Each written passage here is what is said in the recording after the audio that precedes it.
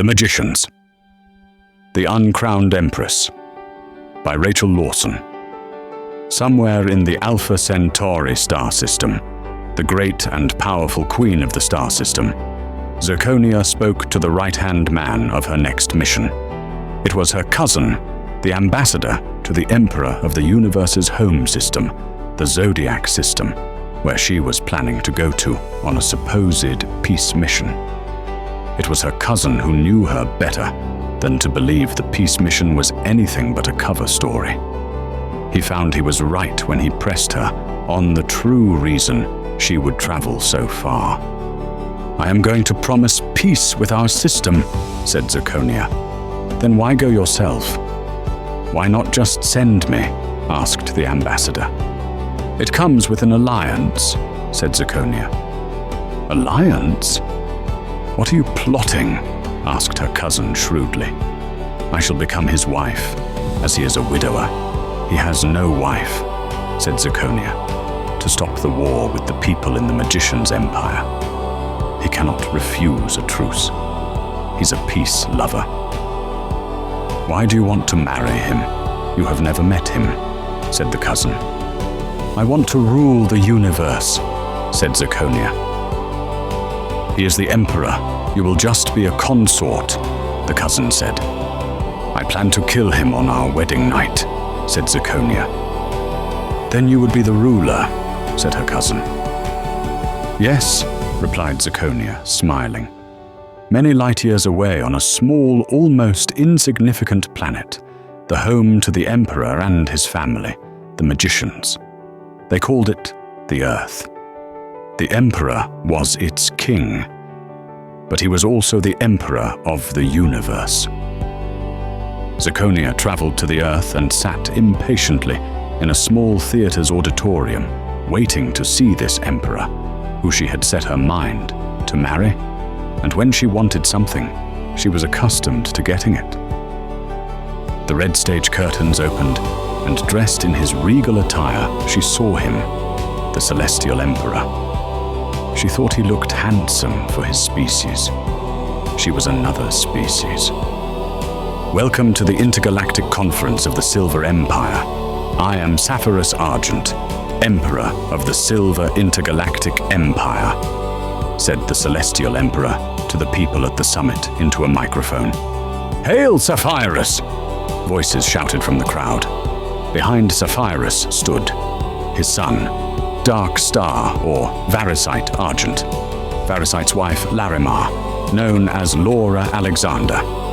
Sapphirus's daughter Sapphira Merlin was there, but almost unseen was the wife of Sapphirus's grandson Alexandrite, called Anatase Argent, who is called Angela Alexander by humans. Lastly was the Enchanter, or Lakelandite Argent, or Lancelot, Alexander, the great-grandson of Sapphirus and bodyguard. I would also like to thank my brother, Rhodanite, and great-grandson, Lakelandite, for organizing the security. "Are you sure you still want to marry into that family?" asked her cousin quietly. "Yes, it won't be hard. Either he takes me or people die," replied Zirconia. Her cousin wondered if he should betray her. Later there was a grand masked ball in another part of the theater where the royal family and guests mixed, to play and discuss politics. While the Celestial Emperor was dancing with Anatase, the wife of his grandson, the fugitive deposed former emperor of his local system, Zirconia and her ambassador interrupted his dance. "Hail, my emperor," said the ambassador. The emperor stopped dancing. "Hello? Who is this young lady with you? I haven't seen her before," said the emperor. "My cousin Zirconia, the queen of Alpha Centauri star system. She wanted to meet you," said the ambassador. The emperor stood up straighter.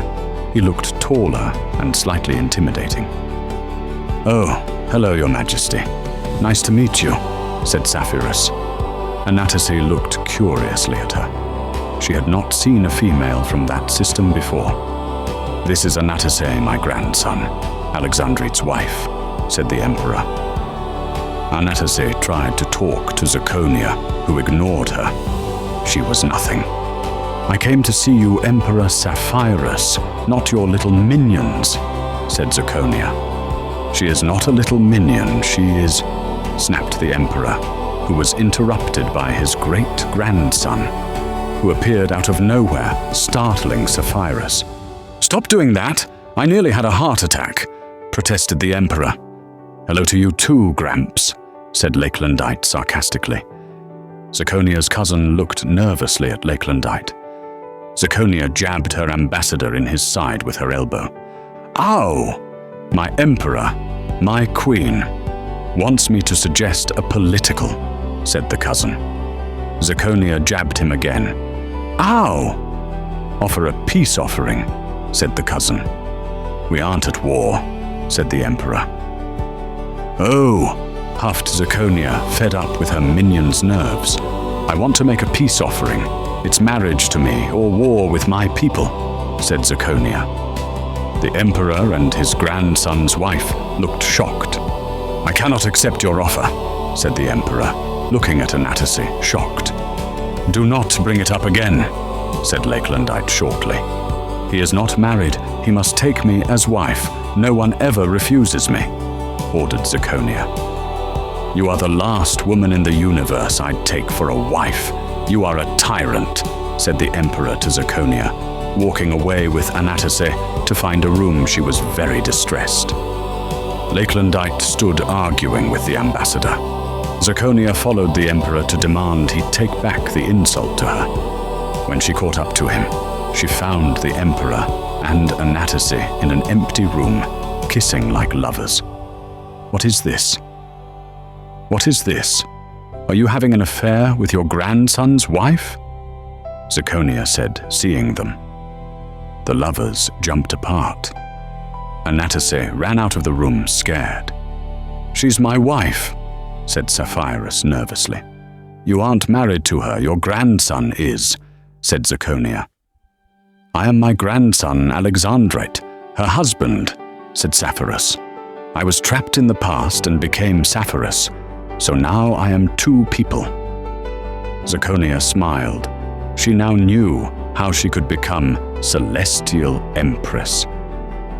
"You must marry me now," said Zirconia, grinning cruelly. "You know I can't. I told you I'm married," said Alexandrite. "I know your secret.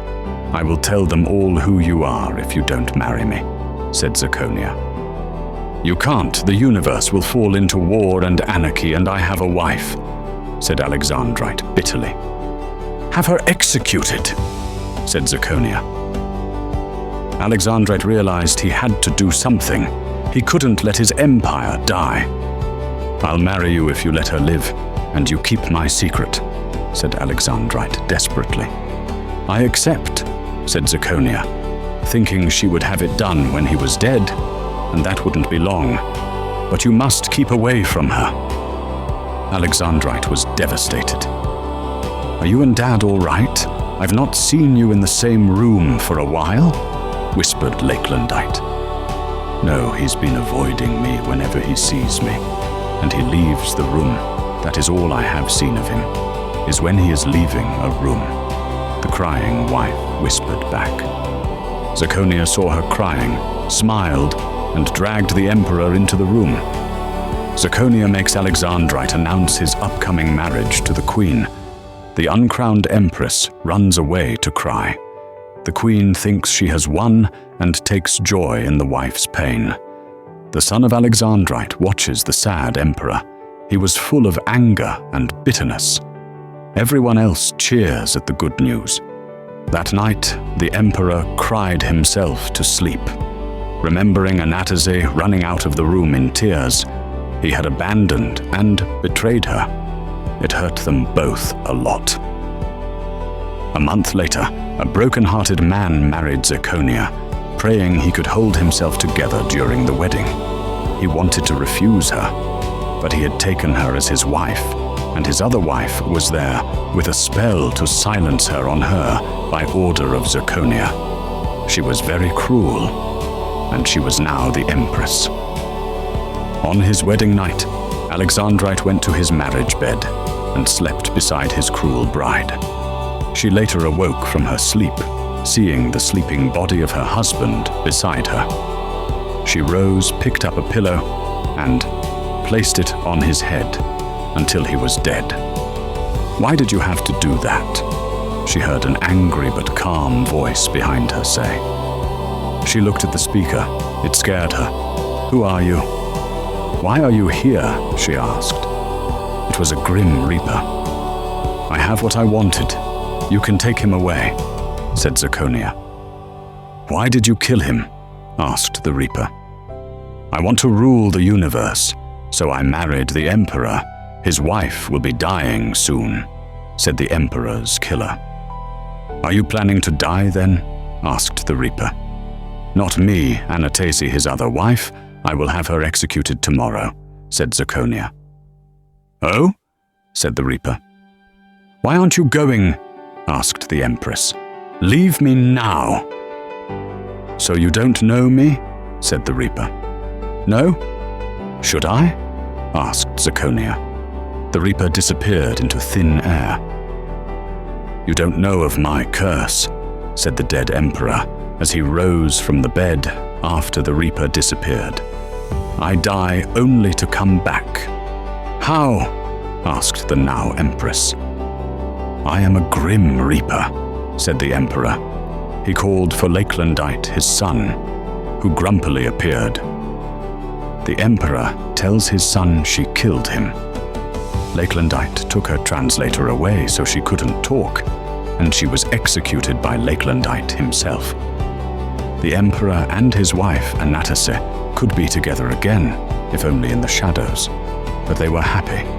The emperor was now ruler by marriage of Zirconia's system and his own, a win-win for him.